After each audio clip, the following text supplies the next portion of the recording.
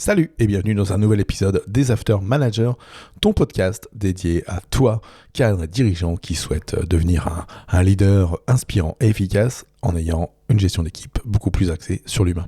Je suis Fabien Muselet, je suis dirigeant d'entreprise et je suis coach. Et dans ces podcasts, je t'amène mes tips, mes outils, mes retours d'expérience entre deux coachings ou entre deux situations managériales pour t'aider à avancer. On est souvent confronté, alors en particulier quand on arrive dans une entreprise ou quand tu arrives dans un service, à des collaborateurs dont on estime qu'ils ne sont pas à leur place.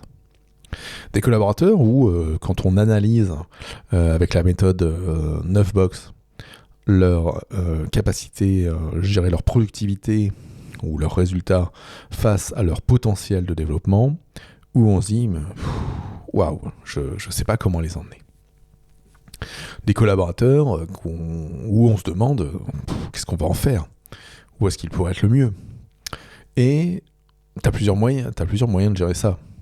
La difficulté, c'est toujours pour les managers de se dire ouais, il faut que je leur dise que ça va pas, mais c'est compliqué. Parfois, c'est compliqué d'aller dire aux gens ça ne va pas. C'est compliqué d'aller dire aux gens écoute, t'es pas à ta place à ce job-là, il faut vraiment que tu fasses autre chose. C'est pas facile. Après 10 ou 20 ans de management comme moi, c'est plus facile et tu trouves les mots, tu trouves des expressions, tu sais amener. Et c'est ça que je veux t'amener aujourd'hui dans cet épisode. Donc c'est pas facile. Bon, déjà il faut partir du constat. Quand le collaborateur est plus à sa place, c'est que toi-même, tu te rends compte en tant que manager qu'il y a quelque chose qui va pas. Soit ça va pas avec son équipe, soit ça va pas dans ses priorités, soit ça va pas dans ses façons d'aborder les choses, soit ça va pas avec les clients, bref, il y a des signes. Et c'est ces signes qu'il faut que tu ailles montrer à la personne, en restant factuel, en n'étant pas sur des on-dit, en n'étant pas sur de l'impression. Ça passe par du dialogue permanent, un dialogue qui se ferait chaque semaine dans du point individuel, un dialogue qui peut se faire aussi dans les points hebdo, et je te rappelle que tu peux récupérer ma trame de points hebdo qui va te permettre en moins de 15 minutes de préparer ton prochain point d'équipe et d'avoir quelque chose de dynamique. Donc la trame de points hebdo, tu peux la récupérer sur fabien.coach/.hebdo. fabien.coach/.hebdo. Donc il faut du dialogue. Je dirais permanent, parce que tu peux pas arriver au bout d'un an dans l'entretien annuel de la personne et dire écoute, t'es pas à ta place, il faut que tu partes. Non. Globalement, il va falloir aller quand même mettre à intervalles réguliers des petites graines pour dire au ton collaborateur, là ça va pas, là ça va pas, là ça va pas. Ou tu pourrais faire ci, tu pourrais faire ça.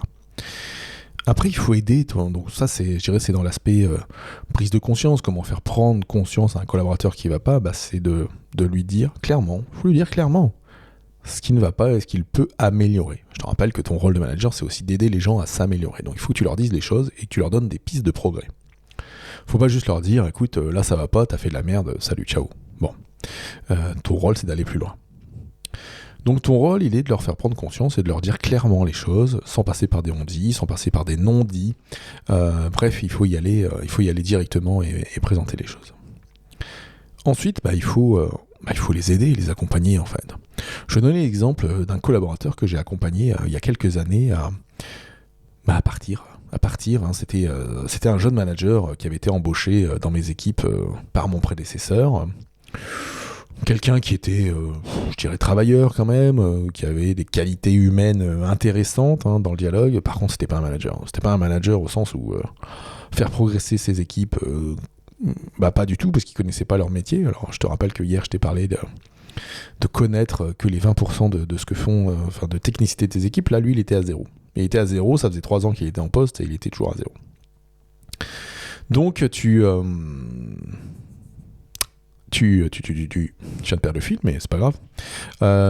Donc ce manager, il connaissait pas son équipe. C'était un manager qui prônait justement la montée en compétences, ceci, cela.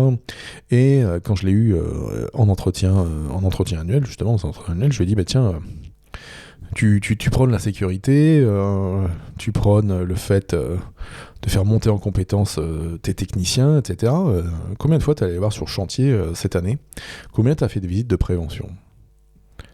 Et là, il s'est retrouvé coincé, parce que là, j'avais un moyen de mesure sur ce qu'il ne faisait pas bien. Et je lui dis, écoute, si tu ne sais pas, moi je le sais, c'est 2 fois. sur les 14 derniers mois, tu as formalisé 14 visites de chantier. Donc pour moi, il n'y a que 2. Sur les 14 derniers mois, tu n'as formalisé que 2 visites de chantier. Donc pour moi, tu n'étais allé voir que tes gars que 2 fois. Et globalement, c'était le cas en fait. C'était vraiment le cas. Au-delà de ces 2 visites de chantier qu'il a formalisées, il n'était pas allé voir ses gars. Bon. De là après, comment veux-tu être légitime si tu vas pas voir tes gars sur le chantier? Comment veux-tu prôner la sécurité, de l'engagement, de l'évolution? Bon, bref. C'est un manager aussi qui faisait, on va dire, pile ses heures. Je veux dire, le jour où je suis venu me présenter dans ma nouvelle agence à l'époque, je suis arrivé de bonne heure. Moi, j'arrive toujours à 7h15, 7h30. Les agents commencent à 8h. Bon, tous les agents à 7h30, 7h35 étaient là. Et lui, il est arrivé à 8h02. Dans l'image. Bon. Donc tu vois, le manager que tu sens pas engagé, le manager qui est pas présent, bon, donc dans son entretien, voilà. Donc je suis remis un peu l'église ou la mosquée au centre du village, ou la synagogue, comme ça, j'aurais dit toutes les religions, pardon, je ferai plus de connotation comme ça. C'est dangereux. Donc tu remets la mairie au centre du village et tu recadres les choses. Bon. De là, ce collaborateur, une première fois, donc en entretien annuel, on y va comme ça, et je lui demande de sortir, et au bout de quelques mois, il sort toujours pas. Donc on se revoit, et puis je l'avais vu fonctionner. Je l'avais vu fonctionner avec des clients au téléphone, je l'avais vu fonctionner dans les présentations en réunion. Et ce manager, du coup, j'ai décelé là où il était bon. Et là où il était bon, c'était dans le contact, mais avec les tiers à l'entreprise, qui était ce qu'il faisait dans son métier d'avant, en fait. Dans son métier d'avant, il gérait du SAV dans une PME, donc il avait tous les jours des clients contents, pas contents. Et quand tu es en SAV, souvent tu as des clients pas contents qui ont une machine ou un truc qui marche pas, et il faut les aider. Et là-dessus, il excellait. Là-dessus, n'importe quel client qui était pas content, il pouvait l'appeler et puis, entre guillemets, le retourner et puis le mec le remercier à la fin. Et c'est là, en le voyant fonctionner, que du coup, je lui ai dit, mais dis donc, Patrick, comme ça c'est anonyme, tous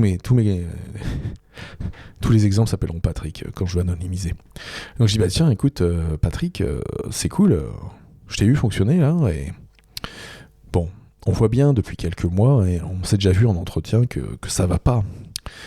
Qu'il y a des éléments qui vont pas, l'accompagnement en terrain, le contrôle de ce que font tes équipes, la montée en compétences, etc. Il dit oui. Donc là, il y a un aspect yes set qui se met en place dans sa tête et sur lequel il est d'accord. Et je lui dis, par contre, je t'ai vu fonctionner avec les clients. Et ça, avec les clients, t'as l'air d'être content, d'être heureux avec eux. Ouais, j'aime bien. Je vois que t'as l'air d'aimer triturer les problèmes de tes clients. Bah oui, j'aime triturer les problèmes, j'aime les résoudre. J'aime mettre les gens en contact avec les gens au bon endroit, au bon service, sortir leurs problèmes.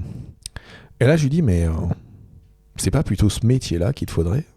Enfin, ce métier qui est ça, qui est dans l'entreprise, d'aider, d'accompagner, de faire ci, de faire ça, de faire le lien entre le client et les différents services et tout. Et là, de quelqu'un qui était avachi sur sa chaise, qui était là, qui se faisait quand même accabler sur certains items où il n'était pas bon, il se retrouve avec une porte de sortie, avec quelque chose où on l'envoie vers quelque chose qui fonctionne, quelque chose qui lui plaît. Et là, il se redresse sur sa chaise, et je vois le sourire, et je vois, entre guillemets, l'œil qui brille, l'œil qui pétille, l'œil du tigre, comme dans Rocky 3, quoi. Et du coup, j'ai trouvé sa voie, j'ai trouvé là où il est bon, j'ai trouvé là où il excelle, j'ai trouvé là où il sera meilleur demain qu'aujourd'hui en tant que manager. Et je l'ai aidé vers cette voie.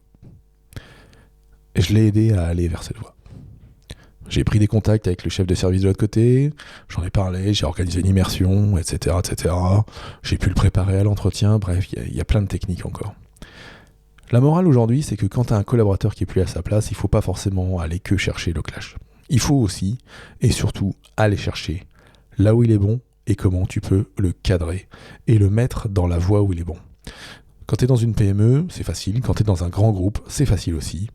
Parce que tu peux, on va dire, quand tu es dans une PME, tu peux parfois façonner tout à ta sauce.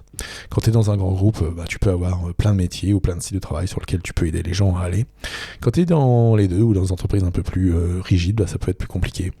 Mais en tout cas, ton job de manager, c'est d'accompagner tes collaborateurs. Et donc, s'ils sont plus à leur place, il faut que tu trouves leur zone de génie et comment les emmener vers ce qui sera le job de leur rêve ou le service de leur rêve.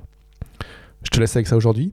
Je te rappelle que si tu veux ma trame de points d'équipe, fabien.coach/point-hebdo et tu pourras du coup en moins de 15 minutes préparer tes prochains points hebdo avec tes collaborateurs la semaine prochaine. Je te souhaite une bonne journée et je te dis à très vite. Ciao, ciao.